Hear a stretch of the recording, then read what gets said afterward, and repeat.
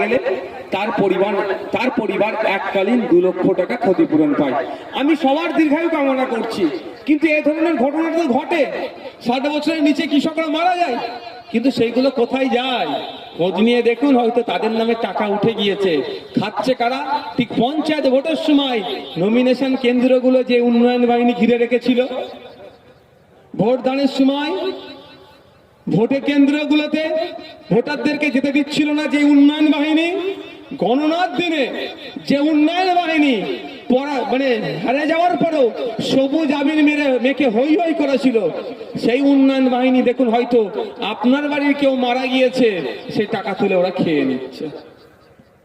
তাই যারা কৃষক আছেন, স্পেসিফিক আপনাদের হয়ে আপনার জন্য কয়েকটা কথা বলবো। বেশি বড় বলে ডায়লগ দেওয়া হচ্ছে না তো? কারো অসুবিধা হচ্ছে না তো ভাই? আপনারা শুনতে চান না শেষ করে দেবো? দূরে যারা শুনতে চান তারপর শুনুন, আপনাদের অধিকার নিয়ে একটু শুনে রাখেন।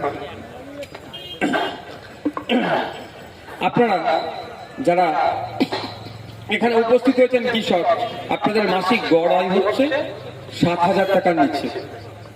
আমি বলে দিচ্ছি আপনাদেরকে, মাসিক পরিবার পিছু গড় আয় 7,000 টাকার নিচে পশ্চিমবাংলার কৃষকদের। পশ্চিমবাংলার কৃষি জমি কত আছে? 88 লক্ষ হেক্টর জমি আছে কৃষিকাজের, কৃষিজ জমি পশ্চিমবাংলায় আছে।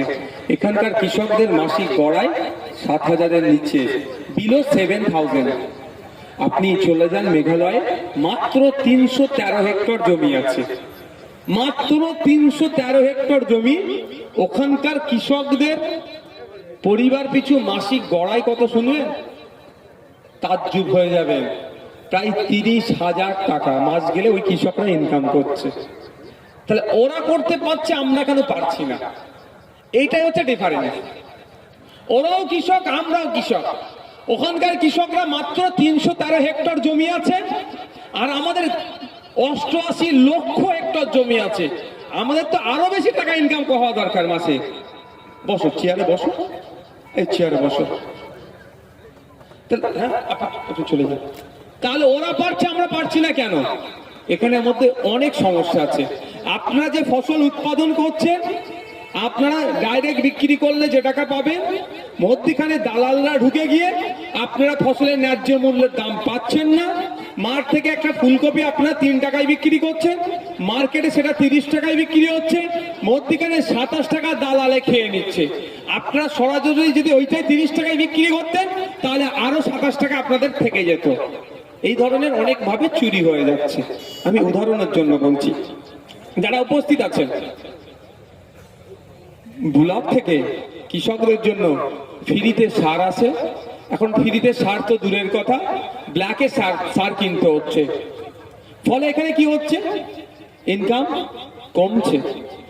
ব্লক থেকে সময়ে সময়ে কৃষিকাজের যন্ত্রপাতি অনেকটা ফ্রিতে পাওয়া যায়, অনেক সাবসিডিতে পাওয়া যায়। ব্লক থেকে সময়ে সময়ে এই ধান গাছের বীজ ফ্রিতে পাওয়া যায়।